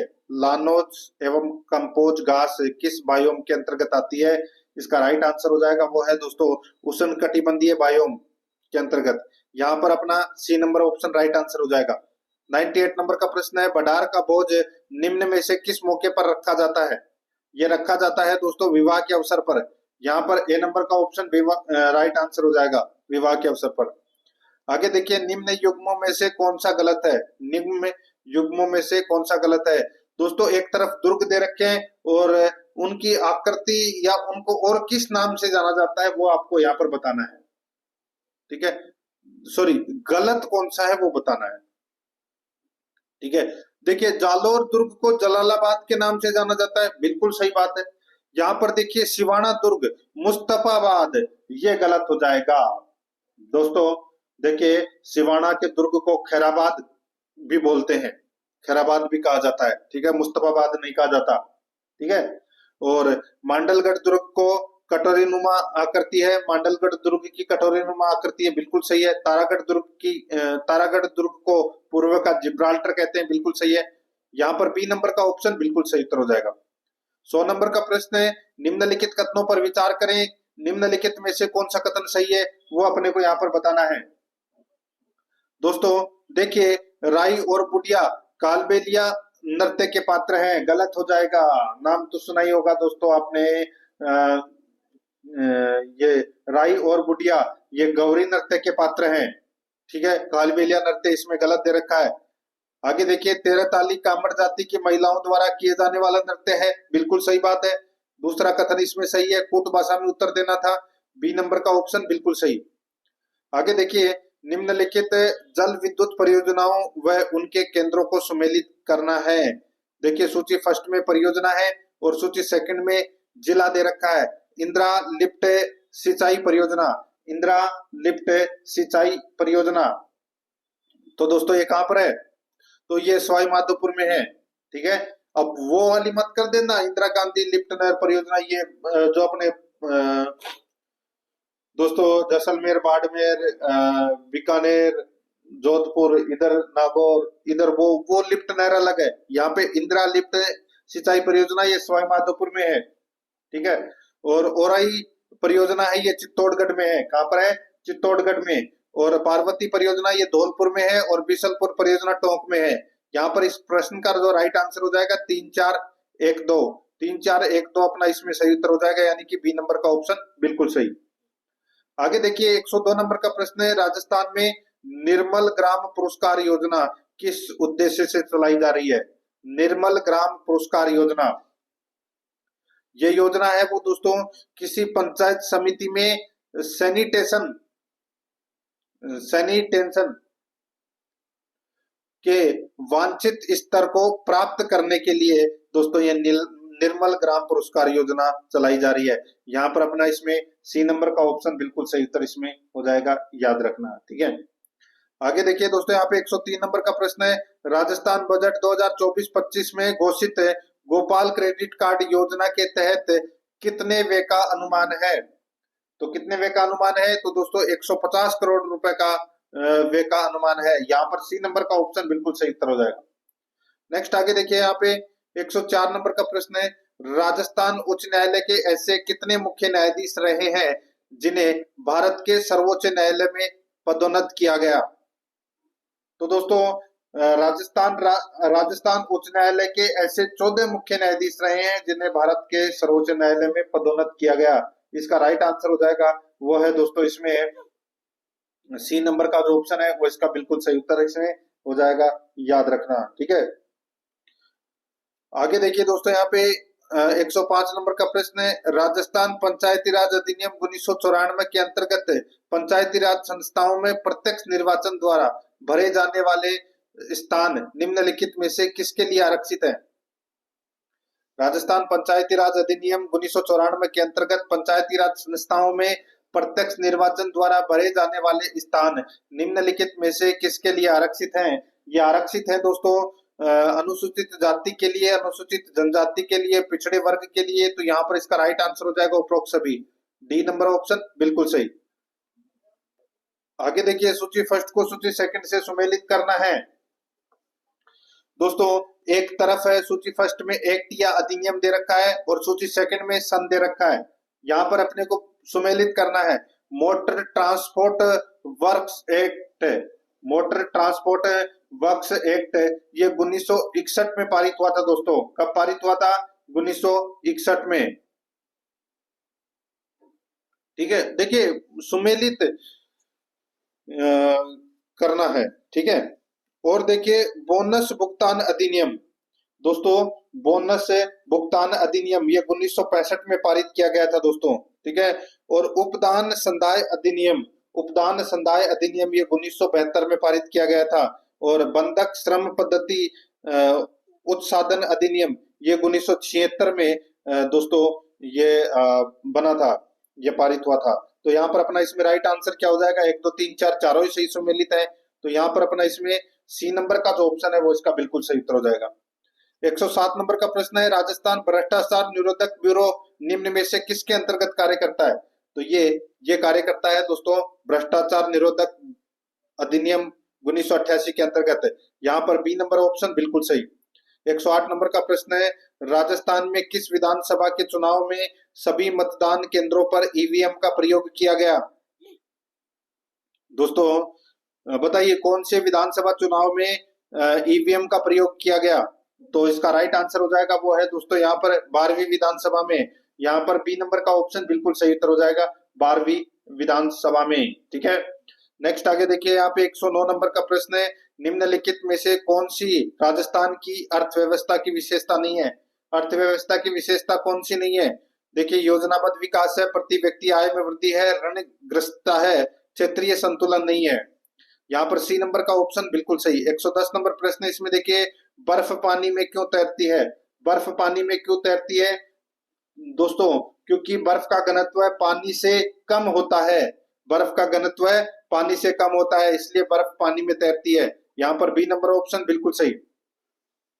आगे देखिए, सुभाष चंद्र बोस द्वारा सिंगापुर में स्वतंत्र भारत की अंतरिम सरकार का गठन कब किया?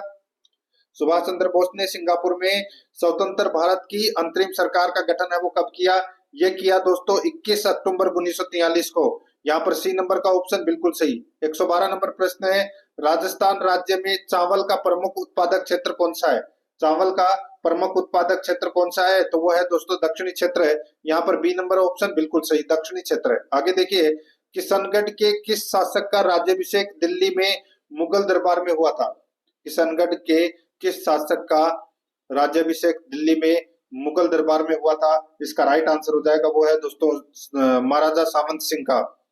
यहाँ पर ए नंबर का ऑप्शन बिल्कुल सही उत्तर हो जाएगा। ये किशनगढ़ के शासक थे महाराजा सावंत सिंह। इनका राज्याभिषेक दिल्ली दरबार में हुआ था, दिल्ली मुगल दरबार में। ठीक है, राइट आंसर हो जाएगा ए नंबर ऑप्शन सही। 114 नंबर का प्रश्न है, अकालों को रोकने तथा अकाल पीड़ितों की सहायता हेतु भारत सरकार ने अकाल संहिता कब प्रसारित की? तो ये की थी दोस्तों 1883 ईस्वी में। यहाँ पर सी नंबर ऑप्शन बिल्कुल सही। 115 नंबर प्रश्न है, इसमें देखिए, मथने के पश्चात दूध से क्रीम का पृथक हो जाने का कारण है। मथने के पश्चात दूध से क्रीम का पृथक हो जाने का कारण है, तो वो कारण है दोस्तों अपकेंद्रीय बल। यहाँ पर सी नंबर का ऑप्शन बिल्कुल सही। 116 नंबर प्रश्न है, किस आंदोलन का मामला प्रश्न के माध्यम से ब्रिटेन के हाउस ऑफ कॉमन्स में उठाया गया? किस आंदोलन का मामला प्रश्न के माध्यम से ब्रिटेन के हाउस ऑफ कॉमन्स में उठाया गया? इसका राइट आंसर हो जाएगा वो है दोस्तों इसमें सीकर किसान आंदोलन का। यहाँ पर डी नंबर का ऑप्शन बिल्कुल सही उत्तर हो जाएगा। 117 नंबर प्रश्न है, सामाजिक व्यवस्थाओं में व्याप्त जात पात व बाह्य आडंबरों से मुक्ति दिलवाने के लिए किस लोक संत ने सामाजिक सुधारों पर बल दिया था? तो दोस्तों ये दिया था संत दादू दयाल ने। यहाँ पर ए नंबर का ऑप्शन बिल्कुल सही। आगे देखिए, बराबर पहाड़ी की गुफाओं के विषय में निम्नलिखित में से कौन सा कथन सही नहीं है? बराबर पहाड़ी की गुफाओं के विषय में निम्नलिखित में से कौन सा कथन सही नहीं है? तो दोस्तों इसमें देखिए कौन सा कथन सही नहीं है वो पूछा है। देखिए, बराबर पहाड़ी पर कुल 4 गुफाएं हैं। दोस्तों इसमें देखिए बराबर पहाड़ी में 4 गुफाएं हैं, बिल्कुल सही बात है।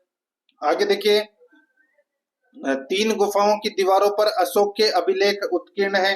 दोस्तों बिल्कुल सही बात है। ठीक है, और देखिए इसमें ये अभिलेख इन गुफाओं को आजीविकों को समर्पित होने का उल्लेख करते हैं। तो दोस्तों इसमें बिल्कुल सही है ये भी। तो यहाँ पर इसका राइट आंसर क्या हो जाएगा?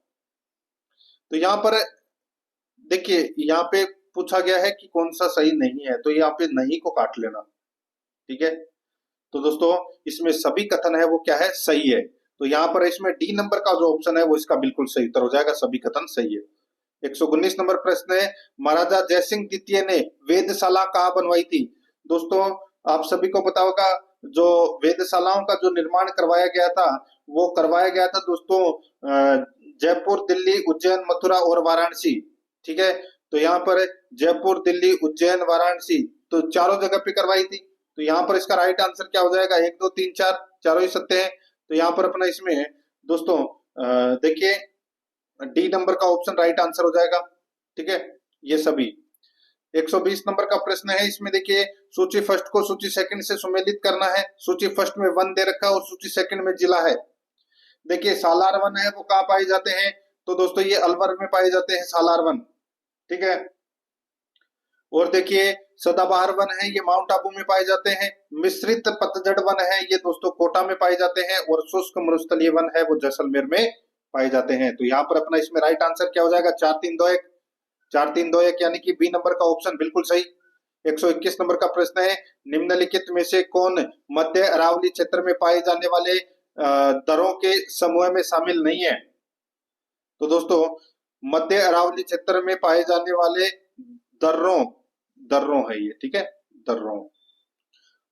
दर्रों के समूह में शामिल नहीं है। तो यहाँ पर देखिए झीलवाड़ा, परवेरिया, कछवाली और गोरमजी।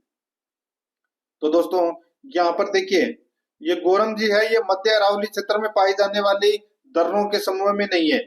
ठीक है, तो यहाँ पर अपना इसमें राइट आंसर क्या हो जाएगा? डी नंबर का जो ऑप्शन है वो इसका बिल्कुल सही, बाकी तीनों सही है। ठीक है, आगे देखिए दोस्तों यहाँ पे 122 नंबर का प्रश्न है, कथन और कारण दे रखा है, अपने को बताना है कि कौन सा इसमें सही है।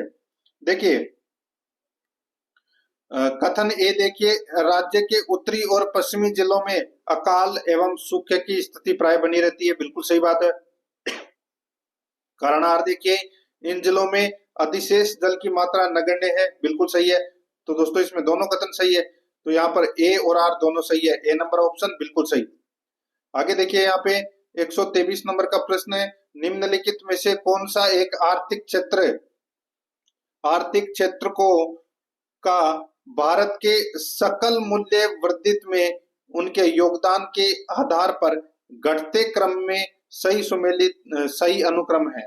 सही अनुक्रम है वो अपने को बताना है दोस्तों। इसमें सही अनुक्रम हो जाएगा, वो हो जाएगा सेवा, उद्योग और कृषि। यहाँ पर ए नंबर का ऑप्शन राइट आंसर हो जाएगा दोस्तों, सेवा, उद्योग और कृषि। नेक्स्ट आगे देखिए यहाँ पे अब कुछ प्रश्न है, देखिए उसके बाद में मैथ के प्रश्न करेंगे, मैथ और रीजनिंग के। पहले थोड़े से प्रश्न हो रहे। देखिए एक चीनी यात्री 399 ईस्वी में बौद्ध ग्रंथों की खोज में भारत आया और 411 ईस्वी तक यहाँ रहा। अनेक नगरों की यात्रा के क्रम में वह पाटलिपुत्र और वैशाली भी आया। पाटलिपुत्र में वह 3 वर्षों तक रहा। उसके अनुसार इस नगर में महायान और हीनयान संप्रदाय के 2 भव्य बौद्ध विहार थे। ठीक है, बिल्कुल सही है। उपयुक्त विवरण किस व्यक्ति के संदर्भ में किया जा रहा है? तो दोस्तों यहाँ पर बात हो रही है फायान की। राइट आंसर हो जाएगा यहाँ पे बी नंबर का ऑप्शन बिल्कुल सही। फायान है, ये चीनी यात्री था और ये भारत आने वाला प्रथम बौद्ध भिक्षु था। ठीक है, और ये चंद्रगुप्त द्वितीय के शासन काल में भारत आया था। राइट आंसर हो जाएगा यहाँ पे बी नंबर ऑप्शन बिल्कुल सही। ये 63 साल का बूढ़ा यात्री था दोस्तों। ठीक है, आगे देखिए 125 नंबर प्रश्न है। देखिए एक कथन के पश्चात 2 तर्क दिए गए हैं, बताना है कि कौन सा तर्क मजबूत है।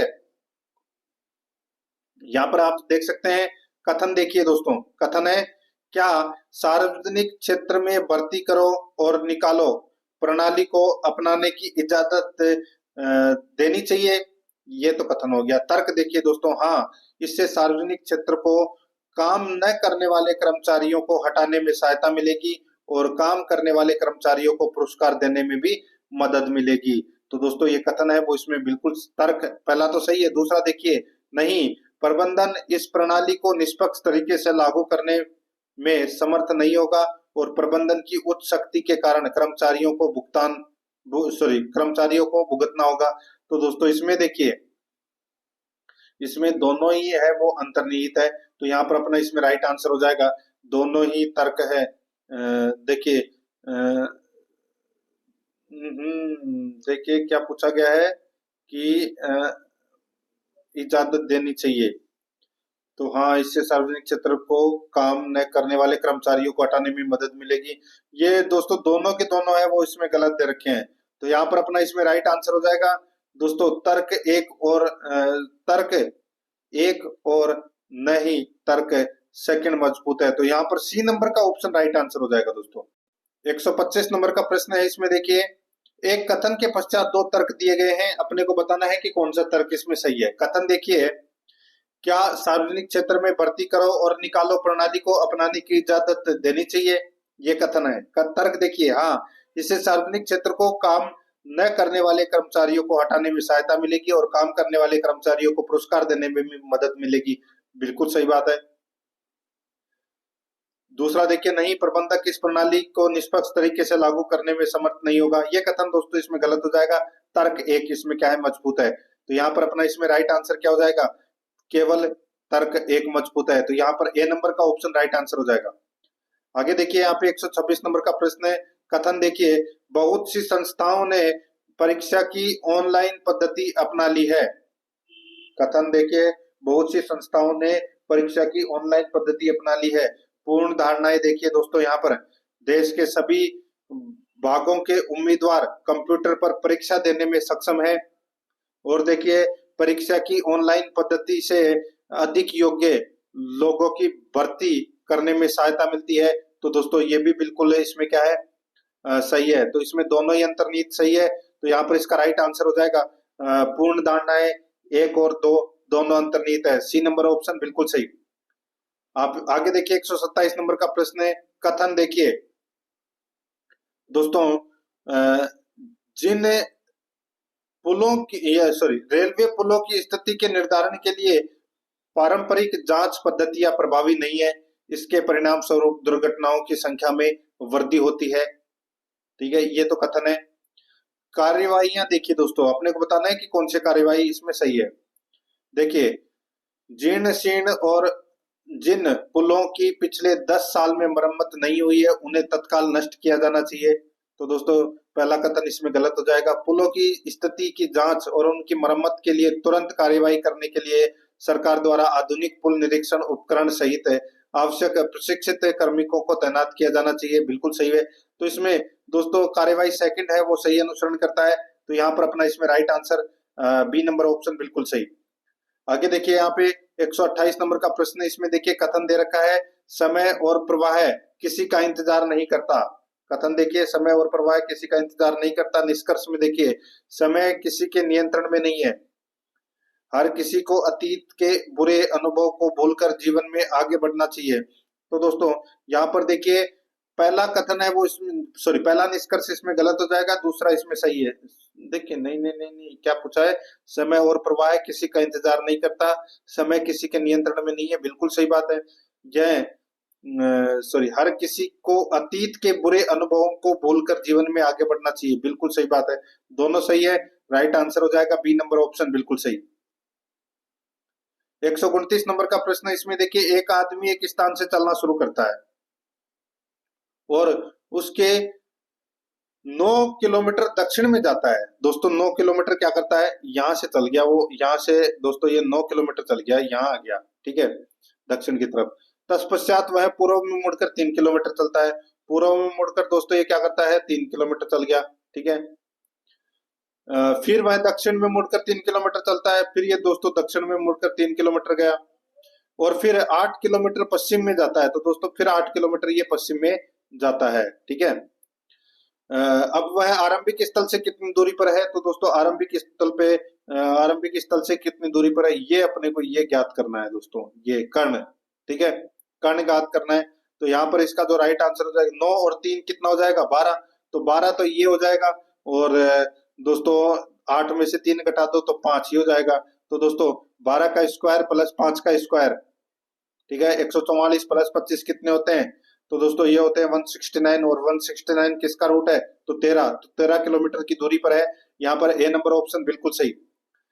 देखिए ये कुछ रीजनिंग के और मैथ के संबंधित प्रश्न है, ये आप आसानी से कर सकते हैं, ठीक है। यहाँ पर देखिए 131 नंबर का प्रश्न है, इसमें देखिए नीचे दिए हुए रेखा चित्रों में कौन सा रेखा चित्र ऐसे छात्रों को सही प्रदर्शित करता है जो विधि और संगीत सीखते हैं, संगीत और नृत्य सीखते हैं, विधि और नृत्य सीखते हैं, जो विधि संगीत और नृत्य तीनों सीखते हैं। यहाँ पर अपना इसमें राइट आंसर हो जाएगा दोस्तों, ये वाला डायग्राम है वो अपना इसमें बिल्कुल सही बनेगा। तो यहाँ पर ए नंबर का ऑप्शन बिल्कुल सही। आगे देखिए यहाँ पे ये भी देखिए आप आसानी से कर सकते हैं। 132 नंबर का प्रश्न है, प्रत्येक 1 इंच किनारे वाले लकड़ी के छोटे घनों को एक ठोस 3 इंच किनारे वाला घन बनाने के लिए एक साथ रखा गया। इस बड़े घन को बाहर सब ओर से लाल रंगा गया। जब बड़े घन को मूल छोटे घनों में खंडित किया गया तो कितने घनों के 3 फलक रंगे होंगे। दोस्तों इसका मैं आपको डायरेक्ट आंसर बता देता हूँ, यहाँ पे 8 इसका राइट आंसर हो जाएगा, ठीक है। ये कुछ मैथ के प्रश्न है, ये आप आसानी से कर सकते हैं, कुछ ज्यादा बड़े प्रश्न नहीं है, नॉर्मल प्रश्न है, नॉर्मल आदमी भी कर सकता है दोस्तों। अब कुछ प्रश्न है वो मैं आपको और करवा देता हूँ यहाँ पे। ये देखिए मैथ से संबंधित प्रश्न है, ये आप आसानी से कर सकते हैं। यहाँ पर देखिए 145 नंबर प्रश्न है, नीचे 2 वाक्यांश दिए गए हैं और आपको कमेंट में बता देना, अगर मैथ के प्रश्न करवाने हो तो मैं आपको मैथ और रीजनिंग के प्रश्न भी करवा दूंगा, कमेंट में आपको बताना है। देखिए 145 नंबर का प्रश्न है, कथन ए में देखिए अंतरिक्ष में मोमबत्ती जलाने पर ज्वाला उत्पन्न नहीं होती, कारणार्थ देखिए ज्वाला का अस्तित्व गुरुत्वाकर्षण के कारण होता है। तो बताइए इसमें कौन सा सही है, तो इसमें दोस्तों ए और आर दोनों सही है और आर ए का सही स्पष्टीकरण भी करता है। यहाँ पर ए नंबर ऑप्शन बिल्कुल सही। आगे देखिए, जब सीले बिस्कुटों को थोड़ी देर के लिए फ्रिज के अंदर रखा जाता है तो वह कुरकुरे हो जाते हैं, क्योंकि तो वह कुरकुरे हो जाते हैं क्योंकि फ्रिज के अंदर आर्द्रता कम होती है, इसलिए अतिरिक्त नमी अवशोषित हो जाती है। यहाँ पर बी नंबर ऑप्शन बिल्कुल सही। आगे देखिए, 147 नंबर प्रश्न है, निम्नलिखित युग्मों पर विचार कीजिए। बताइए उपरोक्त युग्मों में से कितने युग्म सही हैं? कितने युग्म सही है वो अपने को यहाँ पर बताना है। दोस्तों देखिए, ओटाई गिनिंग बीजों से कॉटन फाइबर को अलग करना, यही एक दोस्तों इसमें क्या है, एक तो ये सही है। और देखिए, बुनाई फाइबर से यार्न बनाना ये गलत हो जाएगा। पॉलिस्टर आग लगने पर पिघल जाता है और शरीर से चिपक जाता है, तो यहाँ पर अपना इसमें 1 और 3 क्या है, इसमें सही है। तो इस प्रश्न का राइट आंसर क्या हो जाएगा, बी नंबर ऑप्शन बिल्कुल सही। आगे देखिए, ताम्र प्रगलन संयंत्रों के बारे में चिंता का कारण क्या है? तो दोस्तों चिंता का कारण क्या है, तो इसमें चिंता का कारण हो जाएगा दोस्तों ताम्रमल यानी कि कॉपर स्लैग पर्यावरण में कुछ भारी धातुओं के निशालन यानी कि लीचिंग का कारण बन सकता है। यहाँ पर 2 नंबर का ऑप्शन बिल्कुल सही उत्तर, सॉरी इसमें देखिए 2 नंबर का तो सही है ही, इसके साथ में वे सल्फर डाइऑक्साइड को एक प्रदूषक के रूप में निर्मुक्त कर सकते हैं। तो यहाँ पर 2 और 3 सही है, बी नंबर का ऑप्शन बिल्कुल सही उत्तर हो जाएगा। आगे देखिए, हृदय कब आराम करता है? हृदय कब आराम करता है? तो दोस्तों इसका राइट आंसर हो जाएगा हृदय 2 धड़कनों के बीच आराम करता है। राइट आंसर हो जाएगा सी नंबर ऑप्शन सही। आगे देखिए, रुधिर में ग्लाइकोसिलेटेड हीमोग्लोबिन का मापन निम्नलिखित में से किसके प्रबंधन के लिए लाभदायक है? तो दोस्तों ये लाभदायक है मधुमेह के लिए। तो यहाँ पर सी नंबर का ऑप्शन बिल्कुल सही उत्तर हो जाएगा। तो दोस्तों इसी के साथ मैंने आपको ये मॉडल पेपर नंबर 3 है वो कंप्लीट करवा दिया है आरएस प्री भर्ती परीक्षा के लिए। और कुछ चेंजेस करना हो तो जरूर बताएं। और आराध्य आरएस एकेडमी के यूट्यूब चैनल को अगर आपने अभी तक सब्सक्राइब नहीं किया तो सब्सक्राइब जरूर करें, बेल आइकन को दबाएं, वीडियो को लाइक और अपने दोस्तों के पास में शेयर जरूर करें। मिलते हैं दोस्तों नेक्स्ट क्लास में। जय हिंद, जय भारत।